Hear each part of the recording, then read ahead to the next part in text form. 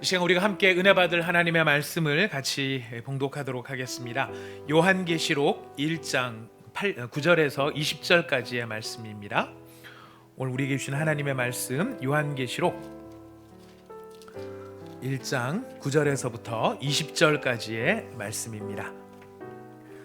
다 찾으셨으면 저와 여러분이 한 절씩 나누어서 본문 말씀을 읽도록 하겠습니다. 우리가 함께 나누어 읽는 이 말씀은 지금도 살아계신 하나님의 말씀입니다. 제가 먼저 읽습니다. 나 요한은 너희 형제요 예수의 환난과 나라와 참음에 동참하는 자라.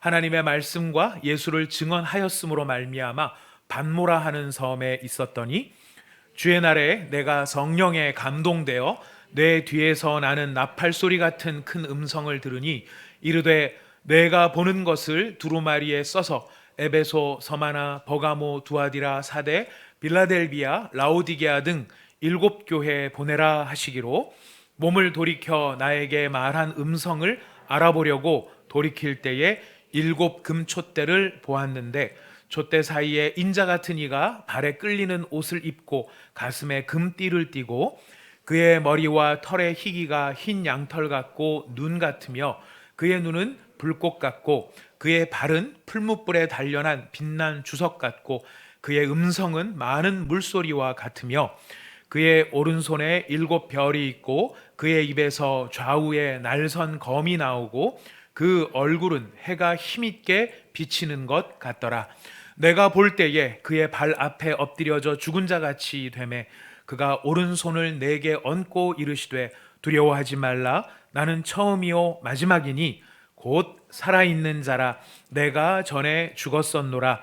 볼지어다 이제 세세토록 살아있어 사망과 음부의 열쇠를 가졌노니 그러므로 내가 본 것과 지금 있는 일과 장차 될 일을 기록하라. 내가 본 것은 내 오른손의 7 별의 비밀과 또 7 금촛대라. 7 별은 7 교회의 사자요 7 촛대는 7 교회니라. 아멘. 우리가 말씀을 나누기 전에 좌우 양옆에 계신 분들 서로 축복하며 우리 하나님 앞에서 서로가 잘 되기를 같이 복을 빌도록 하겠습니다. 하나님께서 당신을 지키시고 은혜 베푸시고 평강 주시기를 원합니다. 서로 한번 인사 나누도록 하겠습니다. 하나님께서 당신을 지키시고 은혜 베푸시고 평강 주시기를 원합니다. 평강 주시기를 원합니다. 하나도 어려운 게 없습니다. 지키시고 은혜 베푸시고 평강 주시기를 원합니다. 지은평이라고 한번 이름을 붙여서 앞으로는 지은평 인사를 하도록 하겠습니다. 그렇게 해볼까요? 지키시고 은혜 베푸시고 평강 주시기를 원하십니다.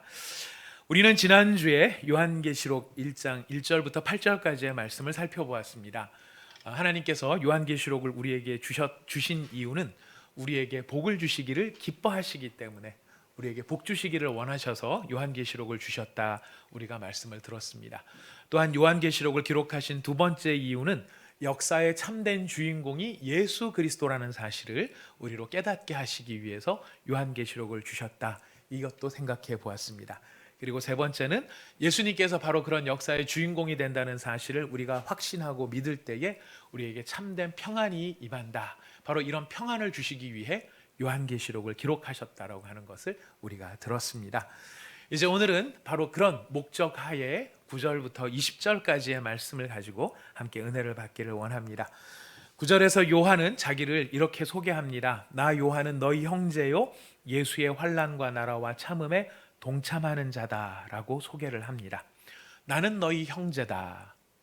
지금 사실 사도 요한이 가지고 있는 독특성을 생각하면 이 이야기가 얼마나 사실 굉장히 놀라운 의미를 담고 있는지를 우리가 확인할 수 있습니다. 지금 사도 요한이 초대교회에서 가지고 있는 위치를 생각하면은 이 사도 요한은 절대적인 영향력을 가지고 있는 위치에 놓여 있습니다.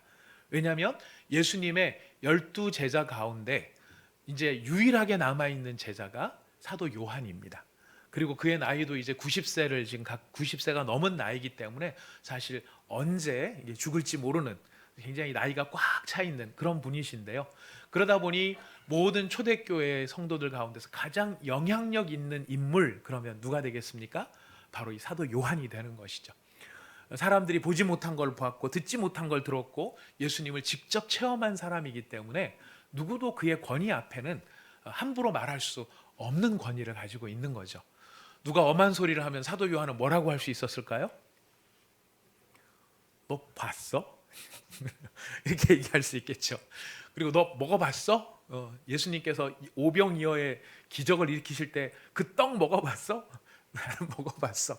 사실 이렇게 말하면 모든 걸 평정할 수 있을 만큼 권세와 권한을 가지고 계신 분이 사도 요한이죠. 그런데도 불구하고 놀랍게도 사도 요한은 나는 너희랑 달라, 나는 너희보다 높아 이렇게 말하는 게 아니라 나는 너희의 형제다라고 이야기합니다. 나는 너희와 같다라고 이야기합니다. 다르지 않다라고 이야기를 하는 것이죠. 그리고 사도 요한은 자신을 예수님께 동참한 자라고 소개하고 있습니다. 예수의 환난과 예수의 나라와 예수의 참음에 동참한 사람. 그렇게 예수께 동참하다 보니 바로 내가 지금 이 반모섬의 유배를 와 있는 상태에 놓여져 있다라고 이야기를 합니다. 어디를 가도 자기를 소개할 때 나는 예수께 속한 사람입니다. 이렇게 소개할 수 있다는 것. 이건 참 가장 영광스럽고 아름다운 소개가 아닌가 생각이 됩니다. 요한은 자기가 어떤 존재인지를 이렇게 얘기한 거죠. 나는 예수에게 참여한 사람, 예수께 속한 사람 요한이다. 이렇게 얘기를 하는 것이죠. 자, 이런 요한이 이제 계시를 받기 시작하는데 어떻게 예수님의 계시를 받기 시작하냐면 10절에서 11절에 이렇게 설명이 되어 있습니다. 우리 같이 한번 10절 11절을 읽어보겠습니다. 시작. 주의 날에 내가 성령에 감동되어 내 뒤에서 나는 나팔 소리 같은 큰 음성을 들으니 이르되 내가 보는 것을 두루마리에 써서 에베소, 서마나, 버가모, 두아디라, 사데, 빌라델비아, 라우디게아 등 7교회에 보내라 하시기로 이렇게 되어 있습니다. 계시가 어떻게 언제 이루어졌는가? 주의 날에 이루어졌다라고 이야기합니다. 주의 날. 주의 날은 어떤 날을 말하는 걸까요? 주의 날을 세 글자인데 두 글자로 줄이면은 주일입니다. 우리가 주일이라고 부르는 것은 그 날이 주님의 날이다 이런 의미가 담겨져 있죠. 주인의 날. 로즈 장미날이 아니고 발음이 좀 연습한 로드스. 네. 우리 주원 형제가 나중에 좀 알려주세요. 정확한 발음을. 네. 주님의 날. 이 주님의 날이라고 하는 것을 강조하는 이유가 어디에 있느냐면 유대인들은 안식일을 토요일로 지켰었습니다. 그런데 이 초대교회 성도들은 안식일 토요일 이것이 아니고 언제 예배를 드렸냐면은 일요일인 주일에 예배를 드렸습니다. 그렇게 한 이유는 어디에 있느냐면 이 주의 날이라고 불리운 이유가 예수님이 부활하신 날이 바로 주일이었기 때문입니다. 예수님이 금요일 날 돌아가셨거든요. 사흘 만에 부활하시죠. 금, 토, 주. 그래서 안식 후 첫날 예수님이 부활하셨고 예수님이 생명의 주인이시고 부활의 능력을 가지셨기 때문에 우리의 주가 되신다라는 의미에서 우리 초대교회 성도들은 주일날 예수님의 부활을 기념해서 모여서 예배를 드렸던 것입니다. 근데 이것이 이제 나중에는 신학적으로 어떻게 정리가 되느냐면 예수님께서 오셔서 구약의 모든 율법과 구약의 모든 필요들, 구약이 요구했던 모든 필요들을 다 채우셨기 때문에 율법이 완성된 의미에서 더 이상 안식일이 토요일에 머무는 것이 아니라 새로운 소망을 담은 주일, 바로 그날에 새로운 소망을 갖는 바로 그런 율법의 완성이 이루어졌다 하는 의미가 바로 이 주의 날에 예배를 드리는 그런 의미의 함축이 되어 있었던 것이죠. 자, 그렇게 주의 날에 이 사도 요한이 무엇을 하고 있었을까요? 예배를 드리고 있었습니다. 여러분, 우리가 여기서 처음 받는 교훈이 무엇이냐면 예수님의 환난과 예수님의 참음에 동참한 사람, 그리고 예수님께 예배드리는 사람, 여기서 느껴지는 은혜가 없으신가요? 예수님이 누구에게 임재하시는가? 예수님이 어떤 사람을 찾아오시는가? 예수님께서 어떤 사람에게 찾아가셔서 그의 마음을 전하시는가? 어떤 사람에게 찾아가십니까? 주를 위하여 환난을 당하고 주를 위하여 참음이 있는 사람, 주를 예배하는 사람, 바로 그 사람을 주께서 찾아가시고 그에게 자신을 나타내신다는 것 우리가 기억해야 할 것입니다. 믿음 안에서 살고 계신 우리 사랑하는 온사랑의 교회 형제자매 여러분, 여러분의 삶 속에 주님으로 말미암는 어려움과 환난, 또 주님 때문에 찾는 힘듦이 있으시지요? 요즘에 더 많으실 것 같습니다. 그러나 여러분 기억하십시오. 여러분 혼자가 아니고 주님이 잊지 않고 계십니다. 지금 사도 요한이 그렇게 말하는 것, 내가 주의 환난과 참음 그 나라에 동참한 자로 내가 있다 했었을 때 강조하는 것, 그런 나에게 예수님이 찾아오셨다. 그리고 우리가 예수님의 하나님의 음성을 더 잘 듣기를 원한다면, 음성을 듣는다는 것은 물리적인 소리를 듣는다, 이것이 전부가 아닙니다.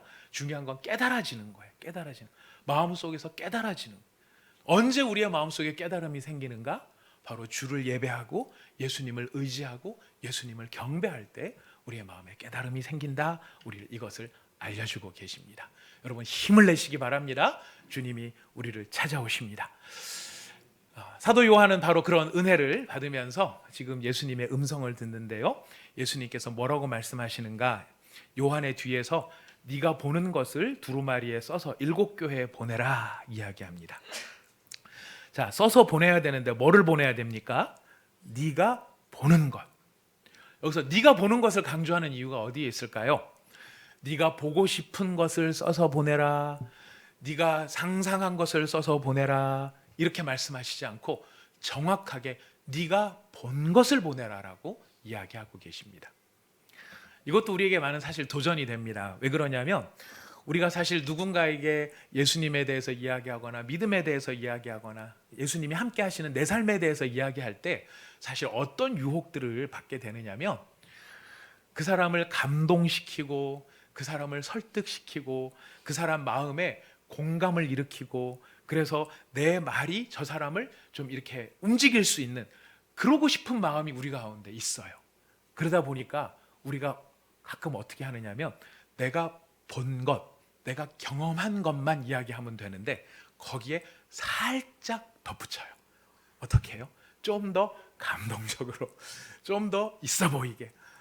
그리고 또 우리는 어떤 또 유혹이 있느냐면, 저 사람은 이렇게 말하면 저 사람이 좀 더 좋아할 텐데, 이렇게 표현하면 저 사람이 좀 더 설득이 될 텐데, 이런 생각이 들어서 우리가 살짝, 이런 나쁜 뜻은 아니에요, 좋은 뜻인데도 불구하고 우리한테는 무슨 유혹이 있느냐면 본 것 플러스 알파가 될 때가 많다라는 겁니다. 근데 여러분, 그렇게 해서 사람이 감동이 되시던가요? 우리 마음은 굴뚝같이 이만한데 사실 그렇게 해도 안 돼요. 우리가 그렇게 해도 안 돼요. 근데 희한하게 놀라운 일은 어떤 일이냐면, 내가 본 것만 정확하게, 내가 경험한 것만 정확하게, 이걸로 조금 부족하지 않을까, 드라이하지 않을까 생각이 들어도 그것만 있는 그대로 이야기할 때 성령이 역사하신다는 겁니다. 그래서 우리는 중요한 책임이 있어요. 책무가 있어요. 우리가 다른 사람을 확 상대편을 말로 설득시키고 내 마음대로 확 상대편을 제압하고 싶은 유혹을 다 뿌리치고 내가 본 것을, 내가 경험한 예수를 있는 그대로 전할 때 성령이 역사하신다, 우리가 기억해야 할 것입니다.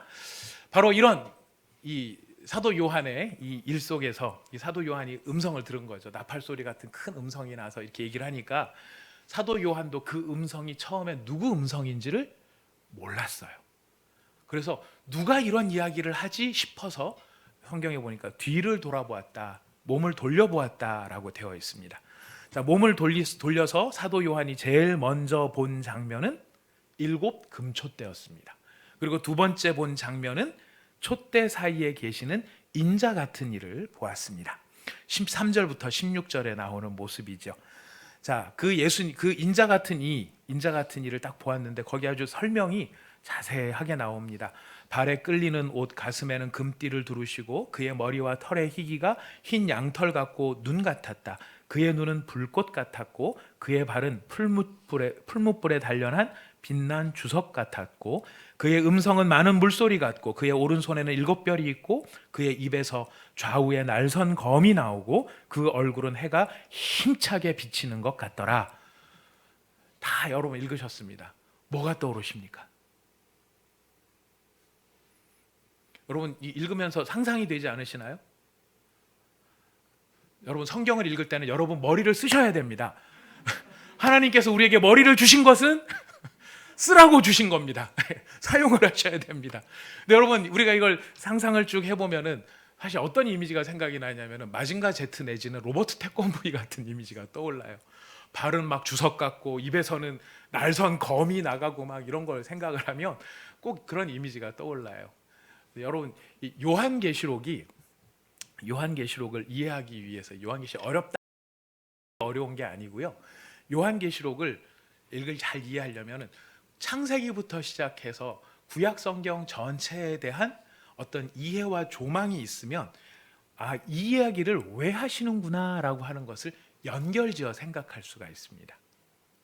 지금 예수님께서 지금 어떤 분이신가? 예수님께서 지금 요한에게 자기 자신을 딱 나타냈는데 요한이 경험하는 이런 예수님에 대한 묘사는 바로 구약 성경에 보면 나타나는 여러 그 모습들이 있었어요. 그것이랑 다 연결이 돼요. 예수님께서 인자 같으신 이로 등장을 하시죠. 인자 같으신 이. 인자 같다는 말이 왜 나오는가? 이건 우리 한번 찾아보겠습니다. 다니엘서를 펴주시면 고맙겠습니다. 구약 성경 다니엘서입니다. 다니엘 호세아 옆에 이렇게 약간 반토막 이렇게 반달 같은데 보면 단이라고 써 있는 게 다니엘입니다. 다니엘 7장. 다니엘 7장 우리 13절 말씀부터 14절 두 절 말씀을 읽어보겠습니다. 다니엘서는 펴놓으시면 됩니다. 저희가 이제 두 번 더 찾을 거니까요. 다니엘서 펴놔주시면 됩니다. 7장 13절 14절 읽어봅시다. 시작.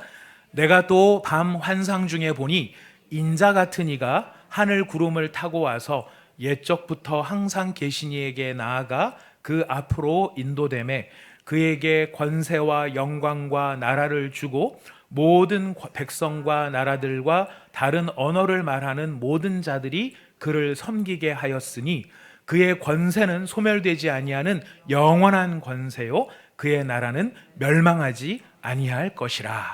이게 누가 본 환상이냐면은 다니엘의 본 환상이에요. 다니엘이 이런 놀라운 권세와 영광을 가진 존재를 보았는데 그 존재를 한마디로 그 존재를 뭐라고 이야기하고 있습니까? 인자 같은 이라고 표현하고 있어요. 인자 같은 이. 지금 예수님께서 이 요한에게 딱 나타나셨을 때 요한이 촛대 사이에 인자 같은 이가 계셨다 했었을 때 그 인자 같은 이가 사실은 누구라는 이야기입니까? 다니엘이 환상 중에 보았던 바로 그 사람. 그 사람은 바로 권세를 가진 사람이요, 나라를 가진 사람이요, 영원한 권세를 가지신 바로 그분이 예수님이시다. 이것을 보여줬던 거예요. 자, 이런 이제 배경이 있는 겁니다. 그 다음에 이 예수님의 모습을 묘사하는 장면 가운데 다니엘 우리 10장을 한번 가보겠습니다. 다니엘 10장 1절 말씀부터 6절 말씀까지 읽어보겠습니다. 다니엘 10장 1절부터 6절. 시작. 바사왕 고레스 3년에 한 일이 벨드사살이라 이름한 다니엘에게 나타났는데 그 일이 참되니 곧 큰 전쟁에 관한 것이라. 다니엘이 그 일을 분명히 알았고 그 환상을 깨달으니라. 그때에 나 다니엘이 세 일의 동안을 슬퍼하며 세 일에가 차기까지 좋은 떡을 먹지 아니하며 고기와 포도주를 입에 대지 아니하며 또 기름을 바르지 아니하니라. 첫째 달 24일에 내가 히데겔이라 하는 큰 강가에 있었는데 그때에 내가 눈을 들어 바라본즉 한 사람이 세마포 옷을 입었고 허리에는 우바스 순금띠를 띠었더라.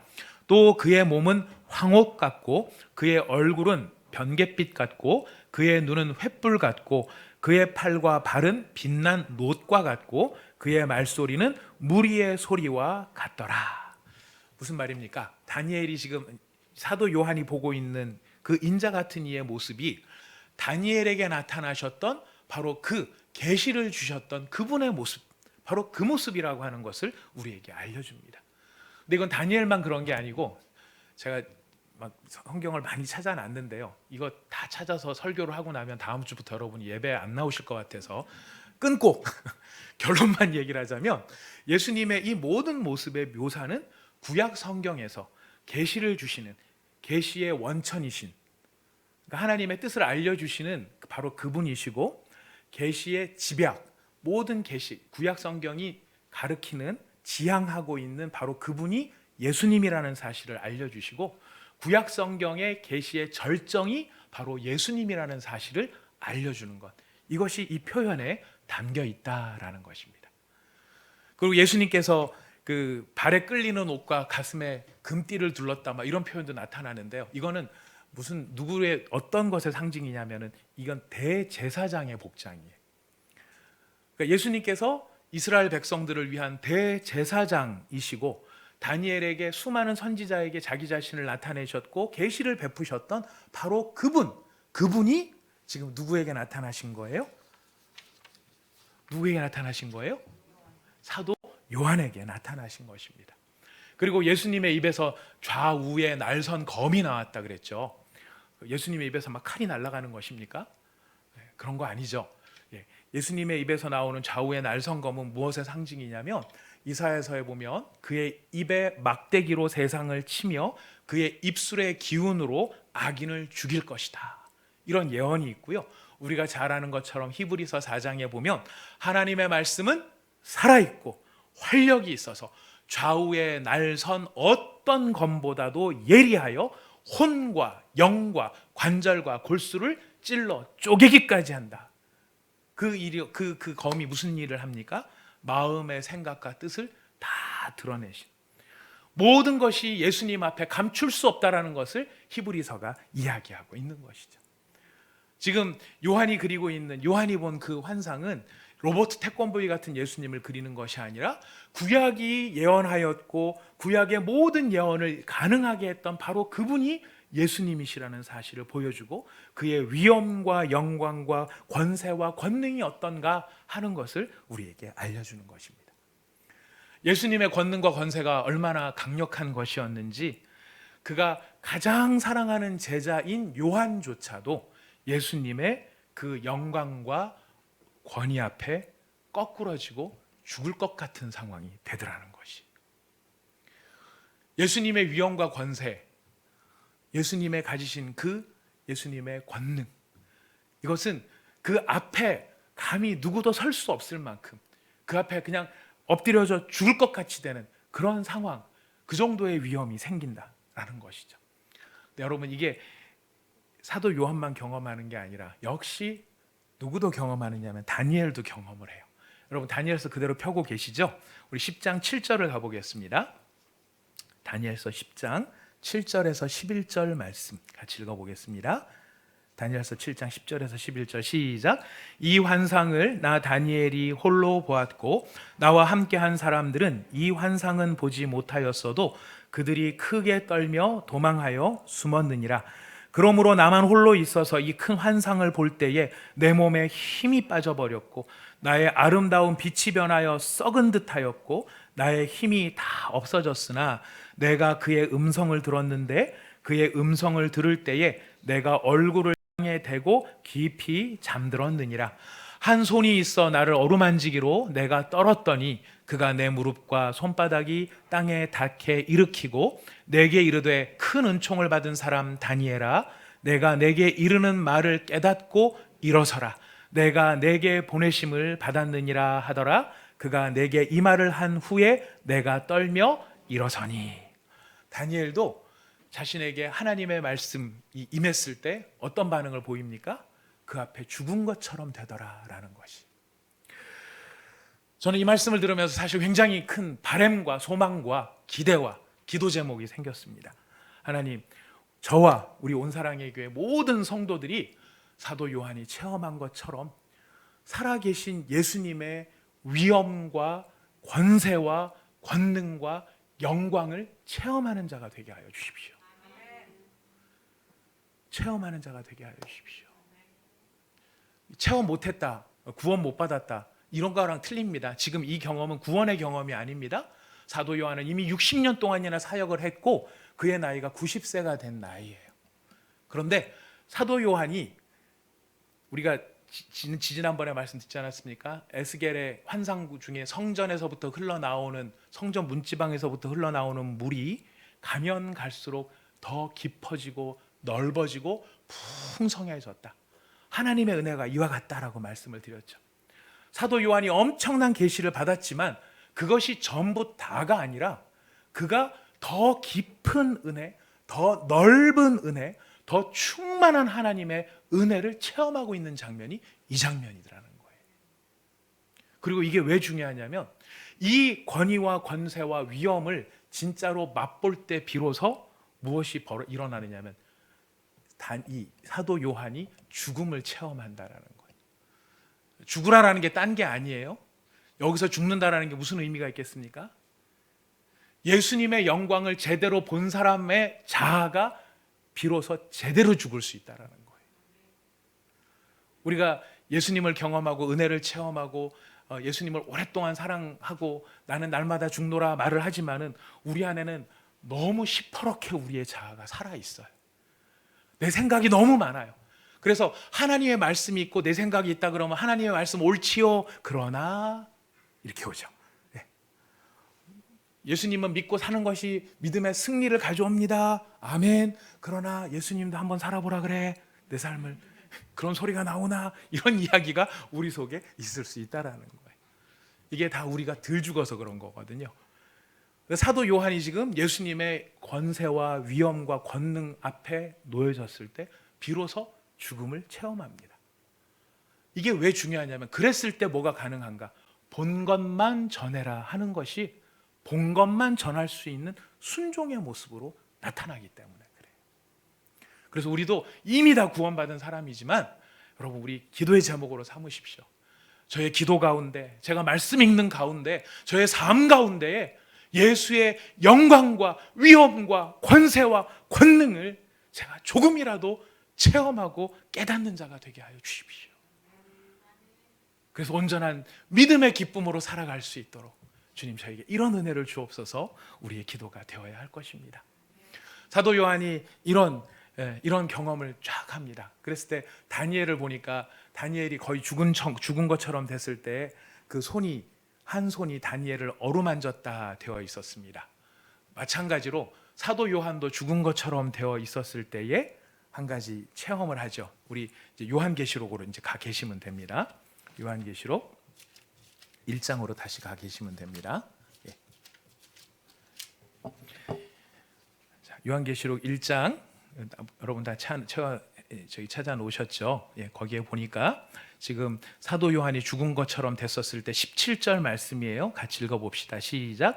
내가 볼 때에 그의 발 앞에 엎드려져 죽은 자같이 되매 그가 오른손을 내게 얹고 이르시되 두려워하지 말라. 나는 처음이요 마지막이다. 예수님께서 사도 요한에게 어떻게 해주십니까? 오른손으로 그를 만져주시는 거예요. 다니엘을 만져주셨듯이 사도 요한도 만져주시는 거예요. 예수님께서 누군가에게 손을 대신 때는 무엇과 연결되어 있느냐면 항상 고치고 살리실 때 누군가에게 손을 대세요. 베드로의 장모의 열병을 고치실 때 그 베드로의 장모의 손을 붙잡아 주셨고요. 회당장 야이로의 죽은 딸을 살려낼 때 그 딸의 손을 붙잡고 일으켜 주셨고요. 나인성 과부의 죽은 아들이 관에 실려 나올 때 그 관을 만져 주셨습니다. 나병 환자의 나병을 고칠 때 그 진물 흐르는 나병 환자의 피부를 만져 주셨어요. 예수님께서 오른손으로 나를 붙들어 주십시오. 여러분 우리 그런 기도 많이 하잖아요. 주여, 주의 오른손으로 나를 붙들어 주시고 뭘 기대하시면서 그 얘기를 하십니까? 멋있잖아요. 오른손으로 붙잡아 주시면 트로피 같잖아요. 뭐 이런 뜻 아닙니다. 주여, 주의 오른손으로 나를 붙잡아 주옵시고 이거는 주여 나를 고쳐 주십시오. 주여 나를 살려 주십시오. 죽은 것 같은 내 영혼을 일으켜 주셔서 다시 살게 해 주십시오. 이 말씀이 주여 오른손으로 나를 붙잡아 달라, 이 기도가 되는 것입니다.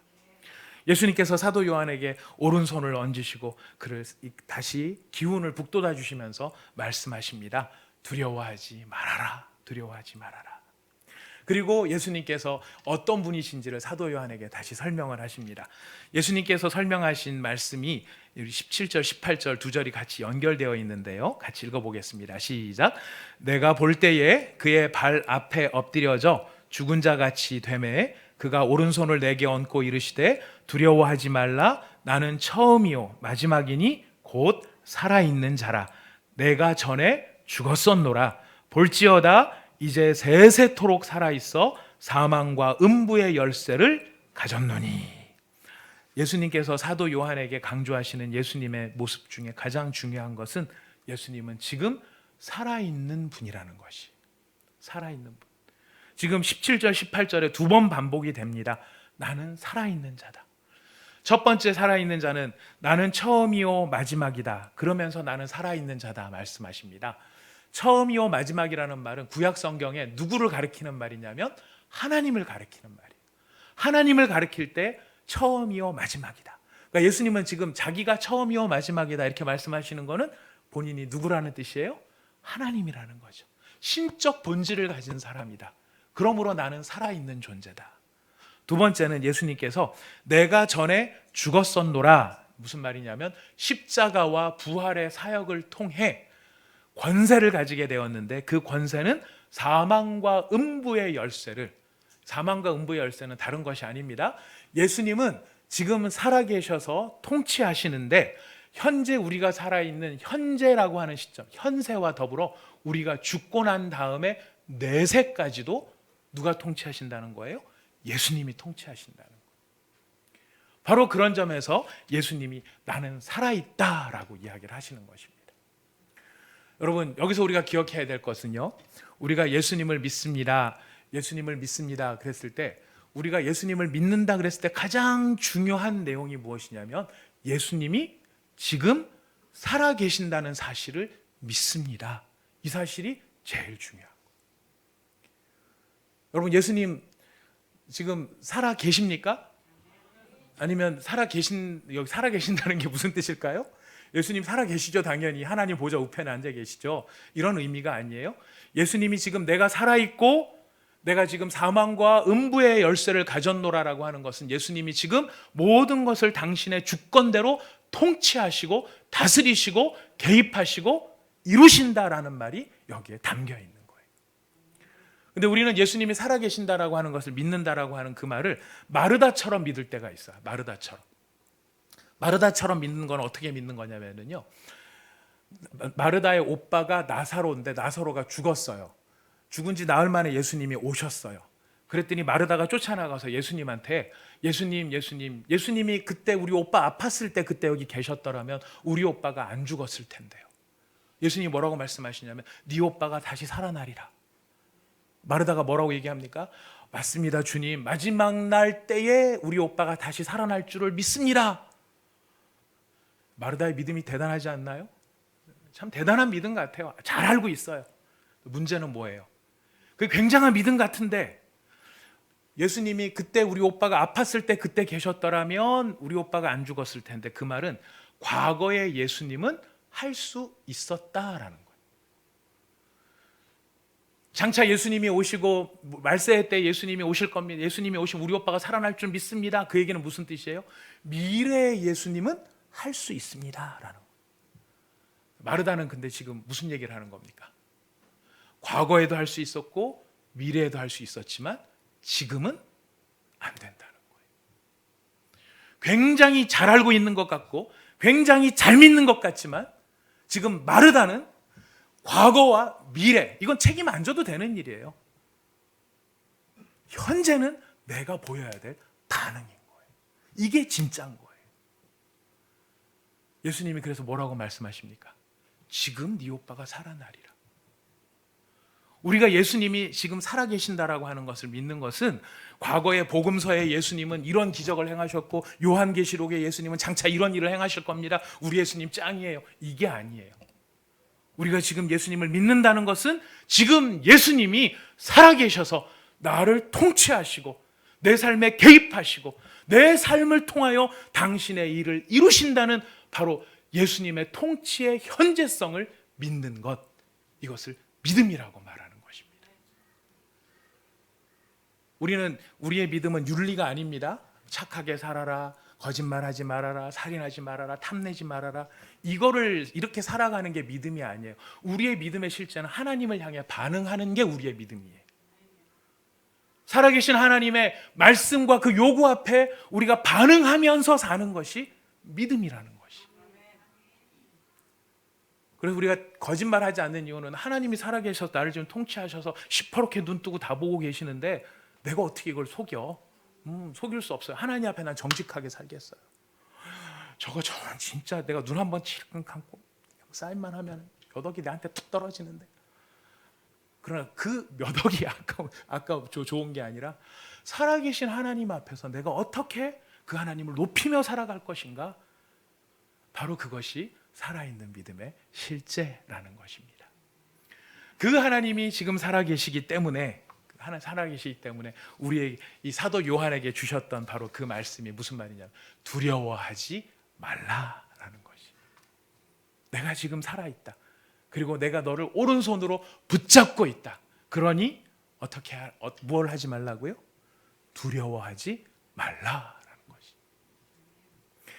예수님께서 이렇게 자신의 살아계심을 이야기하시면서 이제 사도 요한에게, 이제 마지막입니다. 사도 요한에게 기록하라 그런 것이 19절 말씀과 20절 말씀입니다. 우리 19절 20절 같이 읽어봅시다. 시작. 그러므로 내가 본 것과 지금 있는 일과 장차 될 일을 기록하라.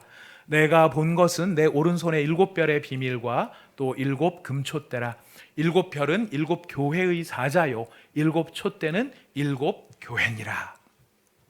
자, 지금 내가 본 것과 지금 있는 일과 장차 될 일 세 가지죠. 세 개로 지금 나누는데 이것이 요한계시록 전체의 구조예요. 그래서 네가 본 것, 지금 사도 요한이 보고 있는 게 무엇입니까? 예수님의 위엄과 권세와 권능과 영광을 보고 있죠. 예수님이 누구이신지 이게 네가 보고 있는 것이고요. 지금 있는 일, 이건 뭐냐면 예수님이 지금 하시는 일이에요. 지금 하시는 일이 어떤 일이었냐면은 그게 2장 3장이에요. 교회를 붙들고 계시고 교회를 통치하고 계시는 일이 예수님이 지금 하시는 일이에요. 그리고 장차 될 일, 이 장차 될 일. 우리 요한계시록은 요것만 생각해요. 장차 될 일만 생각을 해요. 그래서 요한계시록에 대한 오해가 미래에 일어날 이런 사건들이 있을 것이다. 이런 사건은 무슨 징조가 된다. 이런 징조가 일어나면 잽싸게 일어나가지고 14만 4천에 들어야 된다. 이것만 우리가 늘 염두에 두고 있어요. 그런 뜻이 아니에요. 장차 될 일이라고 했을 때 중요한 것은 예수님이 앞으로 무슨 일을 할 것인가, 이게 장차 될 일이에요. 그러니까 지금 요한계시록 전체는 네가 본 것은 예수님의 위엄과 영광이고 지금 있는 예수님이 지금 하고 계시는 일이고 장차 될 일은 앞으로 예수님께서 하실 일이다. 그것을 기록하라는 것이. 그래서 우리가 요한계시록을 쭉 읽으면서 예수님이 무슨 일을 하시는가를 봐야 되는데 그걸 이해하려면 예수님이 지금 하시는 일을 우리가 잠깐 봐야 됩니다. 지금 요한이 본 것은 예수님의 권세와 권능을 보았고, 두 번째로는 그의 오른손에 7별이 들려 있었고 7 금촛대가 사이에 계셨다라는 것을 봐요.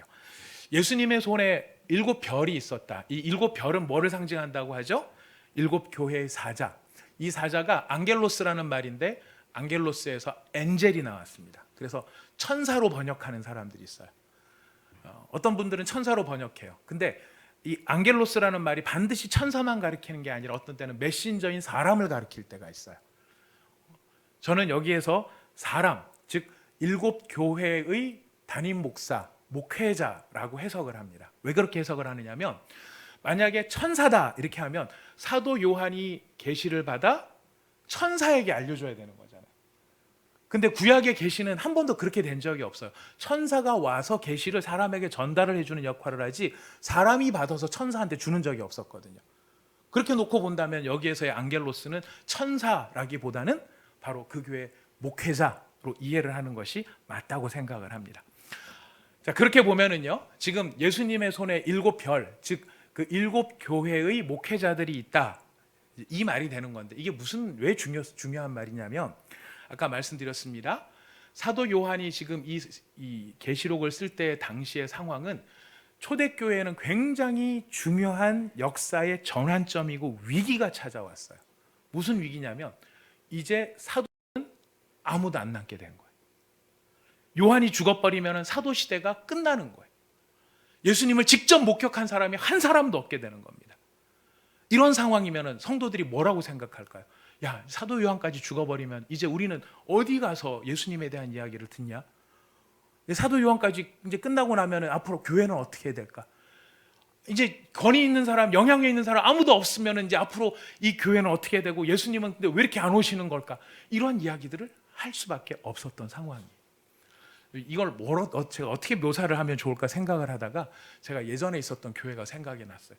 예전에 있었던 교회 원로 목사님께서 소천을 하나님이 부르셔서 돌아가셨을 때 그 예전에 있었던 교회 많은 성도님들이 걱정을 했어요. 그 목사님 이제 돌아가셨는데 앞으로 이 교회는 어떻게 될까? 그분이 설립을 하시고 그분이 워낙 많은 영향력을 끼치시고 참 중대한 영향력을 미치셨는데 그분이 안 계신 이 교회가 상상이 안 되는 거죠. 앞으로 어떻게 해야 될까? 이런 고민들이 많이 있었습니다. 지금 그런 상황을 맞이하고 있는 거예요. 그런 상황을 맞이. 근데 지금 예수님께서 뭐를 보여주세요? 내 일곱 별에 예수님의 오른손에 일곱 별이 들려 있다. 그 각 교회의 담임 목사를 내가 지금 잡고 있다. 이게 무슨 말이냐면 사도 요한만 내가 붙잡고 있는 것이 아니라는 거예요. 사도 요한만 붙잡고 그만을 사용하는 것이 아니라 지금 사도 요한이 아닌 각 교회의 다른 목회자들도 내가 세워서 나를 증거하고 너희들이 나를 따르는 일에 부족함이 없도록 내가 만들고 있다. 사도 요한이 전부가 아니다. 예수님의 교회는 누가 다스리시는 것이라고요? 예수님이 다스리는 것이다. 사람이 위대한 것이 아니라 그 사람을 붙들고 계시는 예수님이 위대한 분이시다. 그 사실을 예수님께서 보여주고 계시는 거예요. 그리고 그 금초대 사이에 계시는데 그 금초대가 7교회라고 했죠. 우리가 이제 다음 주부터 그 7교회를 살펴볼 텐데요. 여러분 우선 우리가 러프하게만 대충만이라도 7교회를 보면은요, 이 7교회의 특징, 재미있는 특징이 뭐냐면 이 중에 5교회가 욕 먹고 있는 교회들이에요. 어디나 욕만 먹고 있는 교회가 있고 어디는 욕도 있고 칭찬도 있고 그래요. 무슨 말입니까? 그 7교회가 완벽한 교회들이 아닌데 완벽하지는 않지만은 그 교회를 누가 통치하고 계신다고요? 예수님이. 우리 생각에는 교회가 정말 흠이 없어야 되고 부족함이 없어야 되고 교회는 훌륭해야 되고 이런 우리한테는 이 기대감이 있어요. 그 기대감 때문에 우리는 교회로부터 엄청난 상처를 많이 받았다고 많은 사람들이 목사한테 와서 너 때문에 그래 라고 이야기를 하고 계세요. 맞습니다. 저 때문에 그렇습니다. 제가 참 부족함이 많습니다. 그러나 여러분 지금 예수님은 그 교회를 어떻게 보시는가를 보셔야 돼요. 우리는 그 교회 때문에 상처받았고 그 교회는 부족하고 뭐가 문제가 있고 이래서 틀렸고 저래서 글렀고 그래서 우리는 냉소적이고 교회를 바라볼 때 아주 시니컬하게 바라볼 때가 많아요. 하지만 우리가 시니컬하게 바라보는 그 교회를 누가 붙잡고 계십니까? 예수 그리스도께서. 여러분 이게 왜 은혜가 되는 줄 아세요? 교회는요 성도들의 모임이에요. 교회가 썩었다는 것은 사실 달리 말하면 누가 썩었다는 얘기일까요? 성도들이 썩었다는 이야기예요. 교인들이 다 썩었다는 이야기예요. 근데 교회를 예수님이 붙들고 계신다. 이게 왜 위로가 됩니까? 우리가 썩었다고 말하는 그 교회를 예수님이 버리지 않고 신실하게 붙드신다는 것은 내가 부족하고 내가 모자라고 내가 너무너무 냄새나는 존재 같은 그런 존재라 할지라도 나를 붙들고 계시는 예수님은 신실하신 예수님이시다. 이거를 우리에게 알려주고 계시는 것이에요. 예수님께서 네가 본 것을 얘기해라. 7별을 붙잡고 계시고 7 금초대 사이를 다니고 계시는 그것이 의미하는 바가 무엇인가? 예수님의 신실하심, 교회를 사랑하시는 예수님의 마음, 그리고 교회를 통치하시는 예수님의 주권. 이 모든 것이 가능한 것은 예수님이 살아계시기 때문에. 살아계시기 때문에. 그래서 우리에게 뭐라고 말을 합니까? 두려워하지 말아라. 두려워하지 말아라. 온사랑의 교회 사랑하는 성도 여러분, 두려워하지 마십시오. 두려워하지 마십시오. 왜요? 긍정적 마인드인가요? 포지티브 싱킹인가요? 아니에요. 예수님이 살아계십니다. 예수님이 그 오른손으로 우리를 붙들고 계십니다. 3분 붙들고 계시네요. 아멘 하신 분들 3분이라서. 여러분 우리 마지막으로 성경을 하나 찾고 말씀을 정리합시다. 이사야 41장 10절 말씀입니다. 이사야 41장 10절 말씀. 오늘 우리에게 주시는 이 모든 말씀을 집약해서 살아계신 하나님께서 우리를 향하여 주시는 약속의 말씀, 언약의 말씀입니다. 이사야 41장 10절 말씀.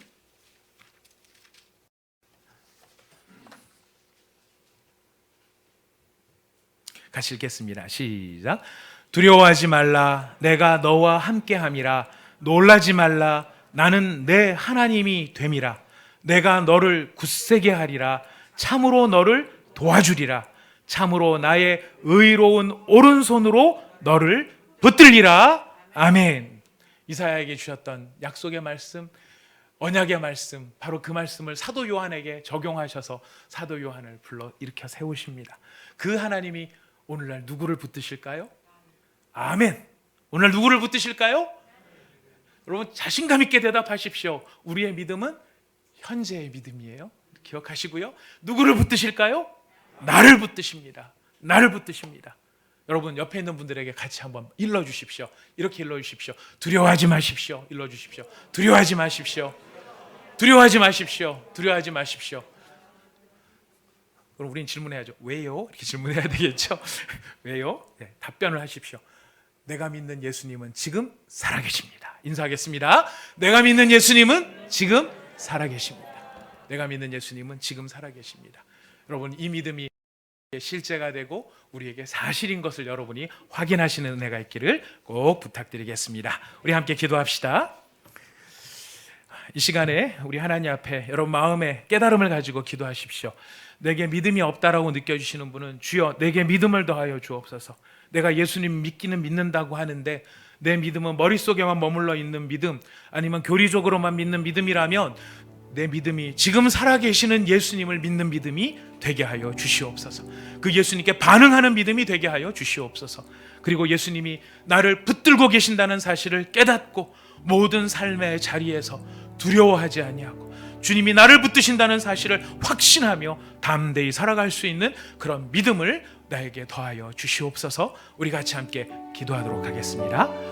하나님 아버지 참으로 감사합니다. 이 시간 우리 각자가 지금은 우리 주 예수 그리스도의 한이 없으신 은혜와 우리 아버지 하나님의 말로 다 할 수 없는 사랑하심과 성령 하나님의 교통 교제 위로하심이 나를 붙드시고 나를 사랑하시는 예수님이 지금 살아계시기에 내 모든 삶을 통치하시는 줄 믿고 모든 담대함으로 일평생 살아가기로 마음에 다짐하며 이전을 떠나가는 사랑하는 모든 성도들과 그 가정 위에 우리나라 대한민국과 모든 선교지 위에 이제로부터 영원토록 함께 계시기를 간절히 축원하옵나이다.